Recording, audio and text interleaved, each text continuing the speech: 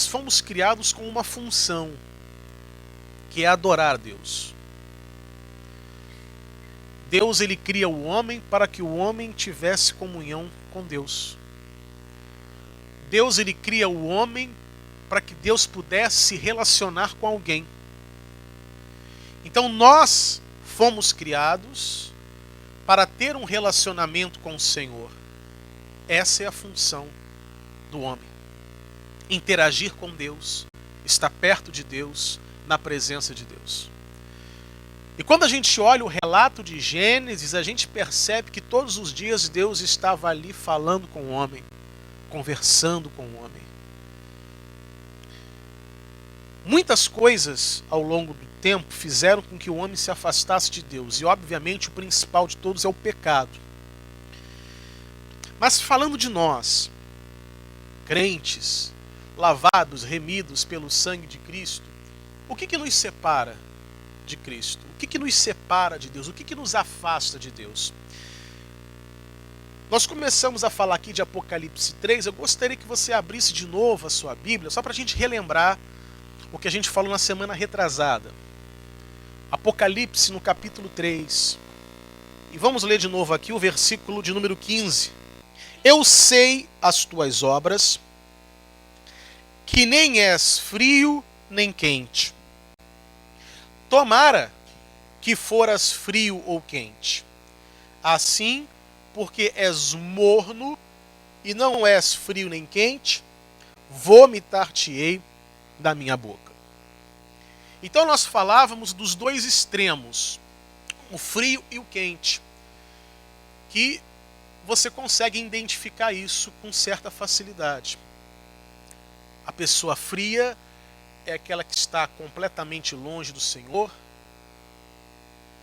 e às vezes nem crê no próprio Senhor.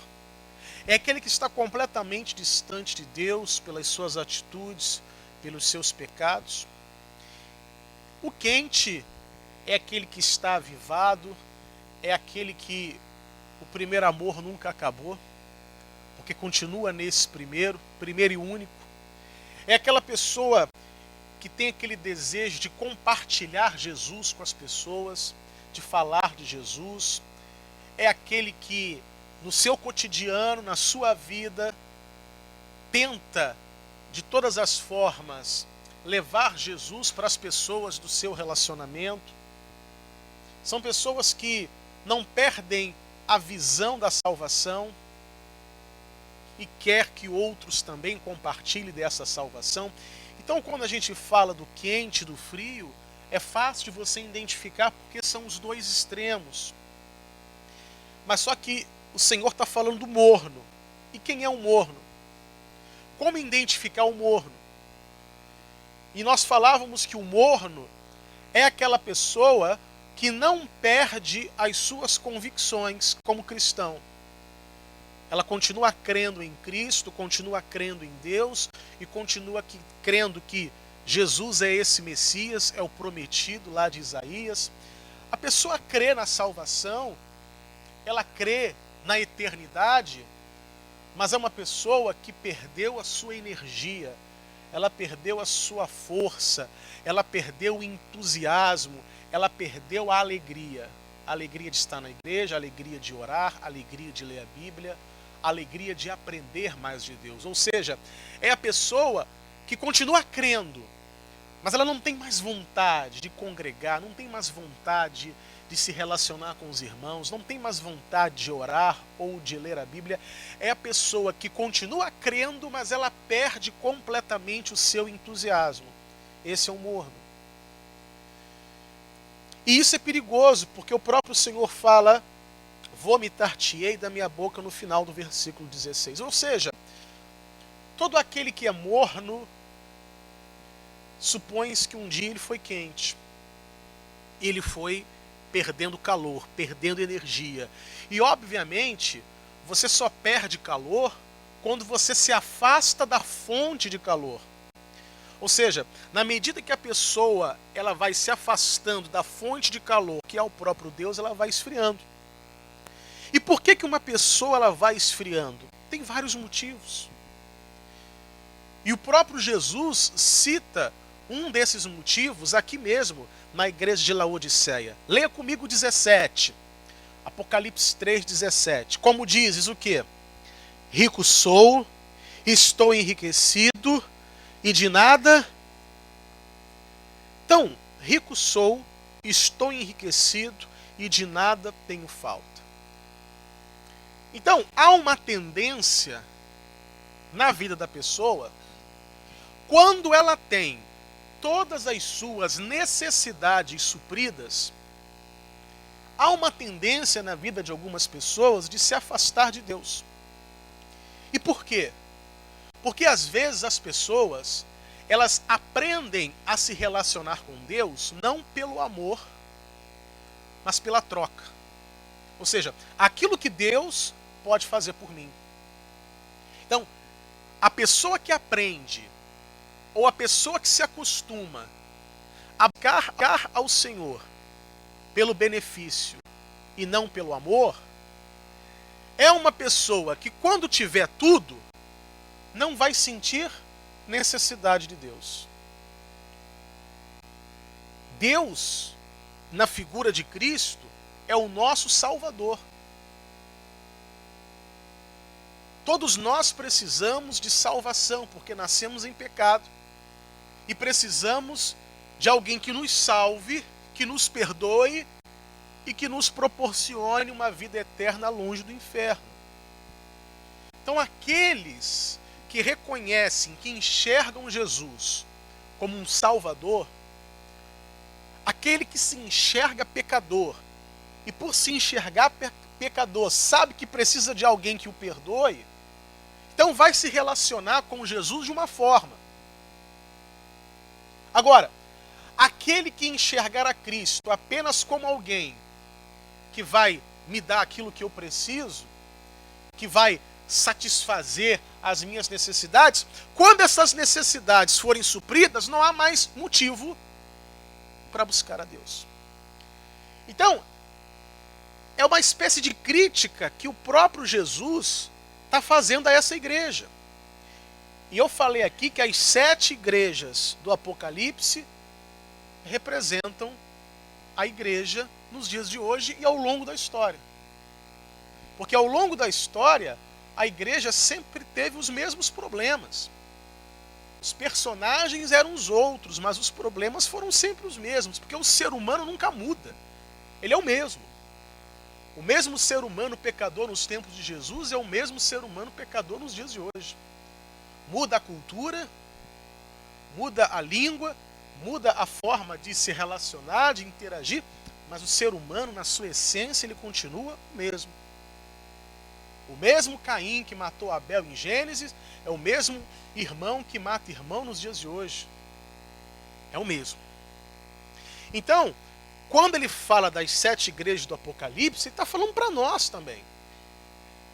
Para gerações passadas, para gerações futuras, a palavra não muda, é a mesma. Então, ele fala aqui, vamos ler de novo 17. Como dizes, rico sou, estou enriquecido, de nada tenho falta, e não sabes que és um desgraçado, miserável, pobre, cego e nu. Eu falei aqui que quando Jesus ele usa essas palavras pesadas, a intenção não é ofender a igreja, mas conscientizar a igreja da sua verdadeira realidade. Conscientizar as pessoas daquilo que elas realmente são.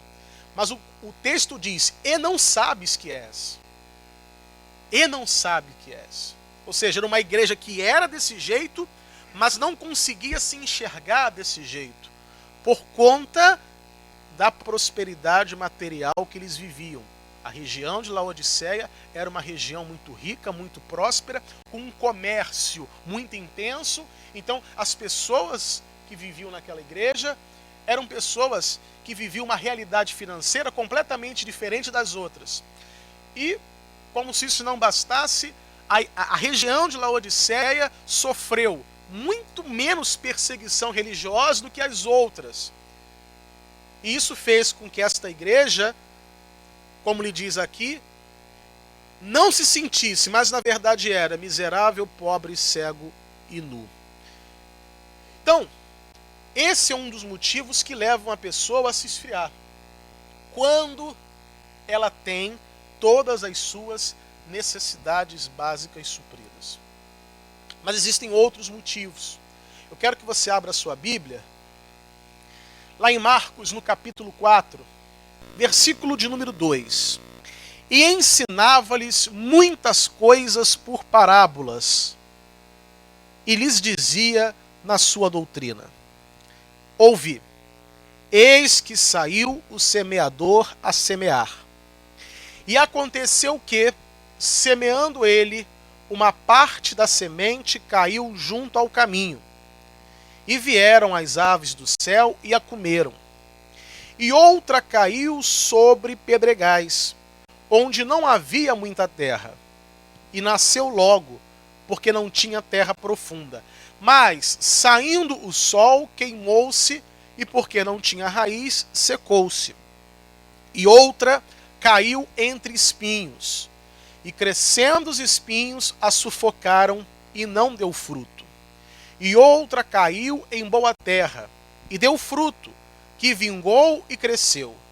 E um produziu 30, outro 60 e outro 100. E disse-lhes: quem tem ouvidos para ouvir, que ouça. Então Jesus conta uma parábola. E aí ele dá a explicação dessa parábola.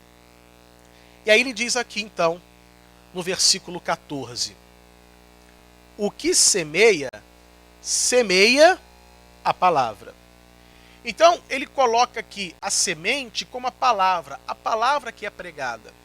A palavra que Deus fala contigo, a palavra que Deus lhe dá. Ou seja, a palavra é uma semente. E para que serve uma semente? Para que você plante e através daquela semente possa surgir uma árvore que dê frutos. Então todo aquele que semeia tem a expectativa de que aquilo frutifique. Ninguém semeia por semear. Ninguém coloca uma semente na terra apenas por colocar. Todo aquele que semeia tem a expectativa de colher aquele fruto. Todo aquele que semeia tem a expectativa de que aquilo germine, de que aquilo cresça, de que aquilo se desenvolva e frutifique. Essa é a expectativa de todo aquele que semeia. Então, se Deus ele semeia no seu coração, na sua vida uma palavra, qual é a intenção de Deus? Que aquela palavra germine, que aquela palavra cresça e que aquela palavra frutifique na sua vida. Essa é a intenção do Senhor. Mas nem sempre isso acontece. Porque não basta apenas a semente ser boa. E a semente ela é boa, por quê? Porque ela é a palavra do próprio Deus. Mas para que a semente se desenvolva, ela também precisa estar numa boa terra. A semente, ela pode ser ótima, mas se a terra for ruim, aquela semente não cresce. A terra é aquilo que vai permitir que a semente desenvolva todo o seu potencial. Dentro da semente, existe todo um potencial para crescer, mas é apenas um potencial. Para que ela cresça, ela tem que cair numa boa terra. E aí Jesus explica aqui essa parábola. Então vamos ler novamente aqui o versículo de número 4. O que ele fala aqui? Essa é a primeira hipótese. Então nós vamos ver aqui que na parábola do semeador existem 4 hipóteses. E eu espero que você se identifique numa dessas hipóteses. Então vamos lá. Ele diz assim no versículo 4. E aconteceu que, semeando ele uma parte da semente, caiu junto ao caminho, e vieram as aves do céu e a comeram. Ou seja, ele semeou a semente, estava ali na terra. Só que a ave do céu foi lá e comeu. E quando a ave do céu ela come a semente, ela está interrompendo esse processo da semente germinar. E aí Jesus explica. Vamos lá no versículo de número 15. E os que estão junto ao caminho são aqueles em que a palavra é semeada, mas, tendo eles a ouvido, vem logo Satanás e tira a palavra que foi semeada no coração deles. Então é a primeira hipótese que Jesus traz aqui. A palavra é semeada e Satanás rouba aquela semente do coração da pessoa. Vamos ler de novo o versículo 15? E os que estão junto ao caminho são aqueles em quem a palavra é semeada. Mas, tendo eles a ouvido, vem logo Satanás e tira a palavra que foi semeada no coração deles. E como isso acontece na prática? Quando você ouve a mensagem e depois de um dia ou dois, você não se lembra do que foi pregado. E isso acontece com muita gente. O que o pastor pregou ontem? Sabe que eu esqueci? Eu sei que eu estava lá, me lembro de ter falado com o irmão, me lembro até da conversa que eu tive com o irmão depois do culto, mas o que foi pregado mesmo não me lembro. E a pessoa ela tenta puxar aquilo pela memória e parece que deu um branco. É exatamente isso que o Senhor está dizendo. Satanás o quê? Tira a palavra que foi semeada no coração. É como se você não tivesse ouvido. Foi lá e tirou. E você não sabe mais o que foi dito. A questão é que a fé ela vem pelo ouvir a palavra. Se Satanás tira a palavra, ele também tira a fé que essa palavra produziu em você.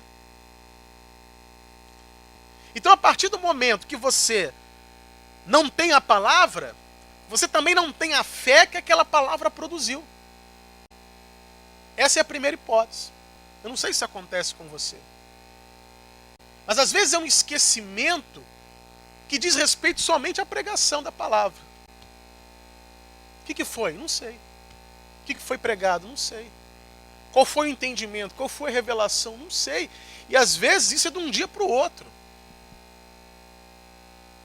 Ou às vezes até no mesmo dia.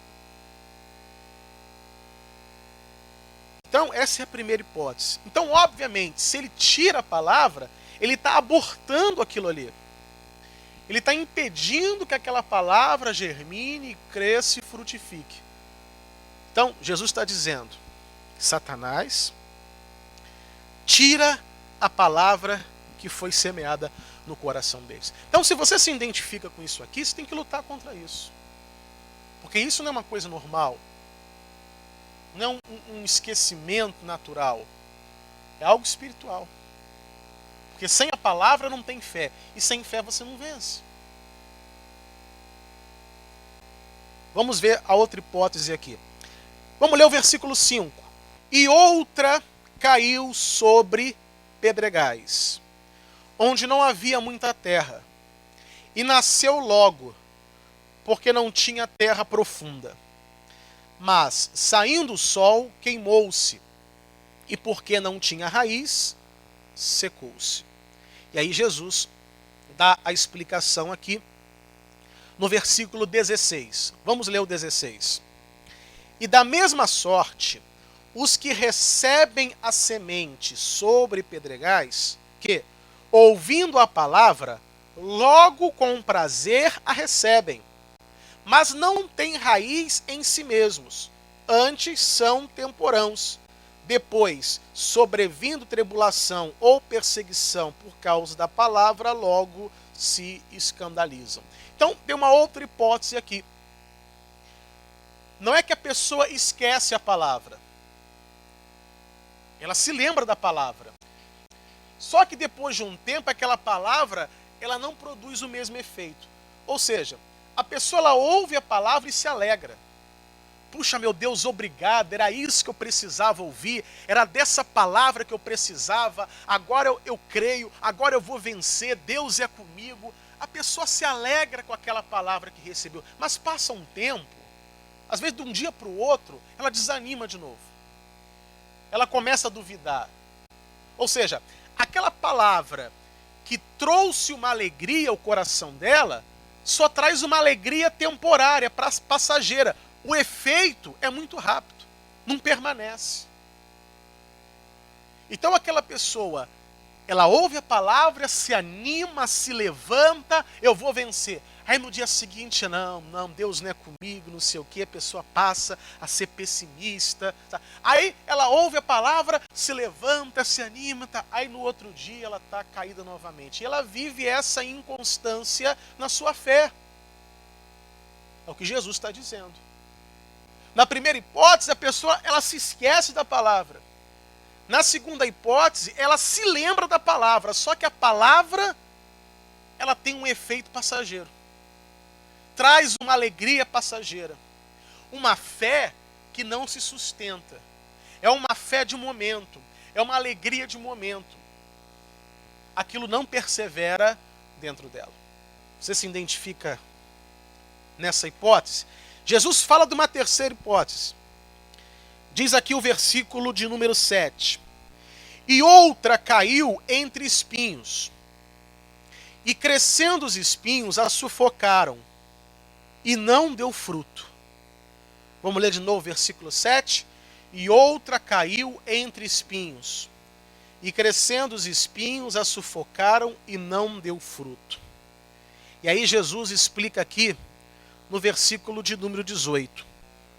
Vamos ler aqui o 18. E os outros são os que recebem a semente entre espinhos, os quais ouvem a palavra, mas os cuidados desse mundo, e os enganos das riquezas, e as ambições de outras coisas, entrando, sufocam a palavra e fica infrutífera. Ou seja, a pessoa, ela lembra da palavra, se alegra com a palavra, mas só que a vida da pessoa, ela é muito ocupada com as coisas desse mundo. Ela gosta da palavra, mas os objetivos dela são outros. O foco dela está lá fora no mundo. Vamos ler de novo e vamos entender aos poucos. O versículo 19 fala, mas os cuidados desse mundo, os enganos das riquezas e as ambições de outras coisas. Isso tudo mostra o quê? Alguém que não está priorizando o reino de Deus. É aquela pessoa que gosta do evangelho, ela gosta do ambiente da igreja, mas não significa que ela faz disso a coisa mais importante na vida dela. É apenas mais uma coisa importante dentre tantas outras coisas importantes. Muitas coisas são importantes. Seu trabalho é importante? É. O seu casamento é importante? É. Os seus filhos? É importante. Você que está fazendo uma faculdade, uma universidade, é importante? É. É importante estudar? É. As contas que você tem que pagar no fim do mês ou no começo são importantes? São. De certa forma, tudo que a gente faz é importante. E Deus? Deus não pode ser apenas importante. Porque se Deus for importante, assim como as outras coisas também são, Ele está no mesmo nível que todas as coisas na sua vida. Então Deus não pode ser apenas uma coisa importante, Ele tem que ser prioridade. Porque quando você coloca Deus como prioridade, você coloca Deus acima das coisas importantes. Se Deus for apenas mais uma coisa importante, Ele sempre vai ficar para depois. Vamos ler de novo o versículo 18. Aliás, o versículo 19. Mas os cuidados desse mundo. Ou seja, é interessante que a ideia da tecnologia era facilitar a sua vida. E quando a ciência ela foi se desenvolvendo no mundo, a promessa é que a ciência e a tecnologia iriam facilitar a nossa vida para que nos sobrasse mais tempo para que pudéssemos nos dedicar à família, por exemplo. Que pudéssemos nos dedicar à igreja, por exemplo. Então essa era a promessa da ciência e da tecnologia. Facilitar a nossa vida para que pudesse sobrar mais tempo e a gente pudesse se ocupar com outras coisas. E de fato, muitas coisas são mais fáceis. Quantas vezes eu perdia, às vezes um dia inteiro na fila de um banco para pagar a conta, né? Hoje em dia eu pago pelo celular, não preciso nem sair de casa. Para fazer uma ligação era difícil, lá onde eu morava. Eu passei boa parte da minha vida, desde a infância até comecinho da vida adulta, na Cidade de Deus. E tinha só um vizinho meu que tinha telefone. E era só para recado, né? Você não chegava lá para ligar. Então, quando tinha uma emergência, dava o número de lá. Então, eu tinha que descer do prédio, procurar um lugar que vendia ficha. Tem ficha aí, moço? Não, acabou. Então lá. Tem ficha aí? Tem. Aí, depois que você conseguiu comprar uma ficha, você tem que encontrar um orelhão bom, né, que funciona. É fácil você saber o orelhão que está bom, é o que tem fila, né? Porque o que não tem fila, você já sabia que estava ruim. Aí chegava lá. Ficava na fila. E depois que chegava a sua vez, você tinha que torcer para o orelhão não engolir a tua ficha. Então era um trabalho para você fazer um telefonema. Um telefonema. Você perdia às vezes um tempão só para dar um telefonema. E hoje não. Quase ninguém usa orelhão, né? A pessoa tem lá um celular, a pessoa vai e usa, tem um telefone em casa. Antigamente era difícil ter um telefone, tinha que entrar no plano de expansão da Telerge. E o plano de expansão nunca expandia para o lugar onde eu morava, né? Sempre expandia para algum lugar. Quer dizer, facilitou. Então tem tantas coisas que a tecnologia te facilita. Hoje você pode estudar em casa, né? Estudar à distância. Está lá o professor lá na tela do computador falando para você não tem que se deslocar para a universidade. Mas todo esse tempo que sobra, a gente faz o quê? A gente está mais ocupado ainda. Então não melhorou em nada a nossa vida. O texto no versículo 18 fala, do 19, mas os cuidados desse mundo, ou seja, cada vez mais nós estamos nos ocupando com as coisas desse mundo. E se achávamos que ia sobrar tempo, na verdade está nos faltando cada vez mais. Alguma coisa está errada. Muito errada. Porque se antigamente as coisas eram mais difíceis e hoje a tecnologia nos facilita, mas por que não sobra mais tempo para estar em casa com a família? Ou por que não sobra mais tempo para estar na igreja ouvindo a palavra e servindo a Deus? Porque a gente está usando esse tempo que sobra, nos ocupando ainda mais com as coisas desse mundo. Então, se o meu foco estiver lá fora, eu sempre vou deixar e vou dar a Deus o tempo que sobra. Mas eu não posso dar a Deus o tempo que sobra. Se Ele é a prioridade, Ele vem em primeiro lugar. E em segundo lugar, vem todas as outras coisas que são importantes na nossa vida. Mas se Deus for apenas uma coisa importante, que está no mesmo nível de todas as outras coisas importantes, fatalmente, você vai dar a Deus o tempo que sobra. Você vai dar a Deus aquilo que sobrou depois de você ter feito tudo. Então, se der tempo, eu vou na igreja. Se der tempo, eu leio a Bíblia. Se der tempo, eu oro. Se der tempo, eu evangelizo. Se der tempo, eu faço a obra. Sempre se der tempo. E se der. Porque se não der, fica para depois. Amanhã, então, eu oro. Amanhã, então, eu busco. Amanhã, então, eu vou na igreja. Amanhã, sempre deixando para depois. E ele fala, então, os cuidados desse mundo, os enganos das riquezas, que é o outro engano que as pessoas vivem.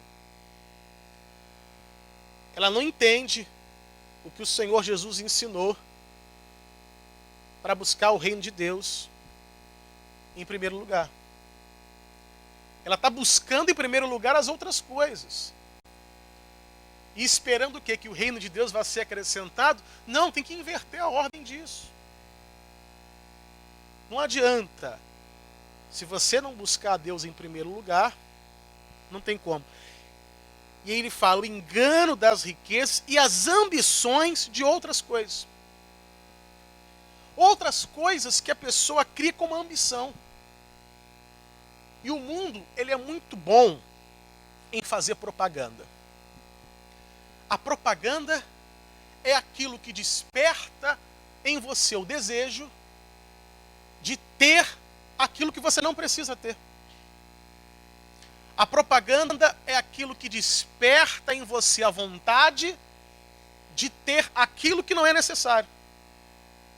Então essas ambições, elas vão surgindo na sociedade, nós fazemos parte. E a pessoa começa a ter ambição de outras coisas que não vão acrescentar, que não vão edificar, que não vão levar o reino dos céus, mas ambições que só vão fazer ela perder tempo. E a pessoa ela tem aquela ambição, então ela vai focar todo o seu esforço, todo o seu tempo, todo o seu trabalho para conquistar aquilo que é fruto da sua ambição. E depois que ela conquista aquilo não preencheu, aquilo não satisfez. Vamos imaginar a pessoa que ela viu na televisão, sei lá, ela viu em algum lugar, uma televisão bonita, né? Uma televisão de resolução de 4K. Ela olhou assim na televisão, viu a propaganda, ela tem que ter essa televisão dessa na minha casa. Rapaz, alta definição. A pessoa ela vai trabalhar, vai se endividar, ela vai fazer hora extra, porque aquilo se tornou o sonho de consumo dela. E o sonho de consumo, você só mata o sonho quando você consome. Então, enquanto você não consome, o sonho está ali. Aí a pessoa conseguiu comprar aquela TV de 4K, botou, ficou feliz, alegre, tirou foto, botou no Face, tirou um selfie com a televisão e tudo mais. Passou um tempo, aquilo se tornou uma televisão comum. Já não dá mais o mesmo desejo, a mesma empolgação, se tornou uma coisa comum. Aí lançou a de 5K, vamos imaginar.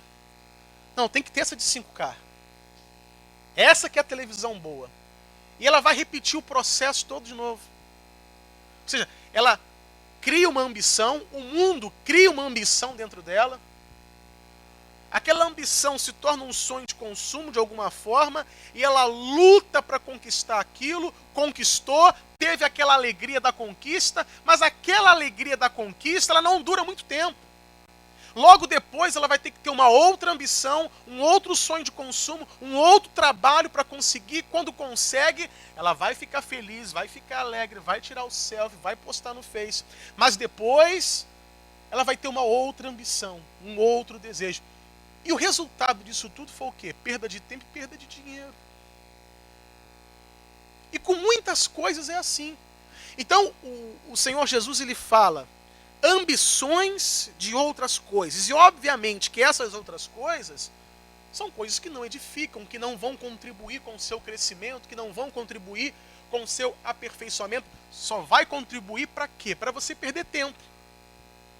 O tempo que você teria para focar naquilo que é importante para a sua vida, você perde com essas ambições de outras coisas. Quando a pessoa ela não vive eternamente num sonho, sonhando em ter, sonhando em ser, mas nunca é e nunca tem, porque ela não está focando naquilo que é importante. E aí, o que o Senhor Jesus termina dizendo? Todas essas coisas, entrando, sufocam a palavra e ficam infrutífera. Ou seja, aquela palavra que Jesus semeou em você. Aquela palavra tinha todo o potencial para te dar muito mais. Só que a pessoa foca nas coisas do mundo e aquela palavra que tinha um potencial para levar a pessoa muito além do que ela imagina, fica sufocada. E ela perde. Ou seja, o que ela conseguiria ganhar com a palavra, ela perde tudo por conta dessas ambições de outras coisas, os cuidados desse mundo e os enganos das riquezas. A palavra fica infrutífera, ou seja, todo o potencial que aquela semente, que aquela palavra tinha, é desperdiçado. Então essa é a realidade. Então Jesus coloca aqui essas três hipóteses, mas tem a última. Que é que está aqui no versículo 8? Vamos ler o versículo 8? E outra caiu em boa terra, e deu fruto, que vingou e cresceu. E um produziu 30, outro 60 e outro 100. E aí Jesus explica aqui, no versículo de número 20. E os que recebem a semente em boa terra são os que ouvem a palavra e a recebem e dão fruto, um a 30, outro a 60, outro a 100. Ou seja, é aquela pessoa que recebe a palavra e aproveita ao máximo o potencial que essa palavra tem para mudar a própria vida. Você não vai mudar a sua vida com o teu esforço próprio, mas com estes frutos que esta palavra semeada no seu coração pode trazer. Então a pessoa inteligente é aquela que recebe a palavra, crê na palavra, não se esquece da palavra e investe na palavra para alcançar o resultado. Um exemplo prático disso, a gente falou dela umas semanas atrás, a mulher hemorrágica, a mulher do fluxo de sangue. Ela contava para Jesus que todo o esforço dela tinha sido em vão na tentativa de ser curada daquela hemorragia. E diz o texto que tudo que ela tinha, ela acabou perdendo nas tentativas frustradas de tratamento médico que ela fez ao longo de mais de uma década. Ela sofreu o que? Há 12 anos. 12 anos sofrendo, 12 anos de hemorragia, 12 anos doente e 12 anos que ela foi empobrecendo. Ela perdeu tudo que tinha. Mas diz o texto que ela ouviu falar de Jesus. A palavra chegou até ela. E ela dizia, se tão somente eu tocar em suas vestes, ficarei curada. Ela recebeu a palavra, creu na palavra, não esqueceu a palavra e decidiu o quê? Investir naquela palavra. E o que é investir na palavra? É você crer e agir conforme a palavra. Uma coisa é você ter a palavra e crer nela. O crer está dentro de você. Quando você decide investir naquela palavra, é quando você age conforme aquela fé que você tem. Quando a sua fé se transforma em atitude, é nesse momento que você está investindo naquela palavra para quê? Para alcançar o resultado que aquela palavra quer que você alcance. Jesus falou o quê? No final do versículo 20. E dão um fruto, um a 30, outro a 60, outro a 100. Ou seja, uma palavra que é semeada, que gera frutos na vida da pessoa. Ela decidiu crer e investir. E ela foi. Ela foi lá tocar nas vestes de Jesus. E como resultado, ela ficou curada daquilo que há 12 anos ela tentava ficar curada e não tinha conseguido até então. Então esse é o exemplo de alguém que recebe a palavra, guarda a palavra, não esquece da palavra, crê e investe. É assim que nós temos que ser. Porque todos nós, de certa forma, queremos chegar a algum lugar. Mas nem sempre nós sabemos se esse lugar que nós queremos chegar é o melhor para nós. E não há quem possa dizer se é melhor ou não do que o próprio Deus. Não adianta, você pode pedir conselho a mim, meu irmão. Pastor, o que você acha? É difícil. Difícil dar uma opinião. Porque aquilo que eu acho, por mais que faça sentido para mim, pode não fazer nenhum sentido para Deus. Agora, aonde Deus quer que você chegue? É essa pergunta que você tem que fazer. E por que é importante você saber aonde Deus quer que você chegue? Para que você não crie ambições erradas no seu coração. Para que você não venha perder tempo ambicionando coisas que não vão te levar a lugar algum. Então é muito melhor você chegar, Senhor, eu quero que o Senhor me diga claramente, eu quero que o Senhor me mostre na tua palavra aonde o Senhor quer que eu chegue. Porque eu não quero perder tempo nessa tentativa e erro. E eu conheço algumas pessoas assim, que vivem na tentativa e erro. Tentei, deu errado. Vou tentar agora aqui, deu errado. Vou tentar agora isso, deu errado. Vou tentar agora isso, deu errado. E vive nessa tentativa e erro a vida toda. E a pessoa chega numa certa idade, que ela olha para trás, e ao invés de ter orgulho de tudo que fez, ela tem a frustração por não ter feito nada.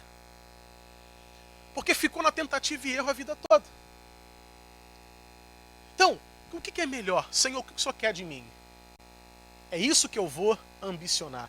A minha ambição vai ser fazer a tua vontade, porque eu sei que a tua vontade vai dar certo na minha vida. Então Jesus coloca aqui 4 hipóteses. Aquele que Satanás toma a palavra do coração dele, no dia seguinte ele nem se lembra do que foi pregado. Jesus fala aqui daquela palavra que caiu em pedregais, que faz com que a pessoa se alegre, mas uma alegria temporária, passageira. Ou seja, aquela alegria que a palavra trouxe não dura muito tempo. Jesus trouxe aqui a hipótese daquele que se lembra da palavra, que recebe a palavra, que se alegra com a palavra, que gosta da palavra, só que o foco dele está lá no mundo lá fora. As ambições desse mundo, os cuidados desse mundo, os enganos das riquezas, acabam sufocando aquela palavra. A palavra para essa pessoa é importante, mas as coisas também são importantes. Então Deus está no mesmo nível que as coisas importantes que ela tem na vida. E o Senhor fala da última hipótese. Aquele que recebe a palavra, ouve, e o versículo 20 começa dizendo aqui, e os que recebem a semente em boa terra. A boa terra é a terra que vai conseguir despertar o máximo potencial daquela semente. E aquela semente, ela germina, ela cresce e frutifica. Então, dentro dessas 4 hipóteses, qual delas você se encaixa? Ou em quais delas você se encaixa? E isso está escrito o quê? Apenas para essa geração, apenas para essas pessoas que estavam ali ouvindo Jesus? Não. Essa palavra ela serve para nós nos dias de hoje. Amém?